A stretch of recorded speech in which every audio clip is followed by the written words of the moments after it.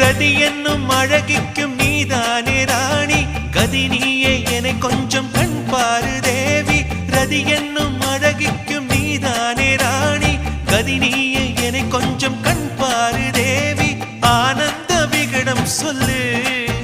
என்னை பேரின்ப நதியில் தள்ளு ஆனந்த விகடம் சொல்லு என்னை பேரின்ப நதியில் தள்ளு நான் பாக்யாதிபதியானேன் உன்னாலே கண்ணே உஷா பசும் பொன்னே உஷா குமுதம் போல்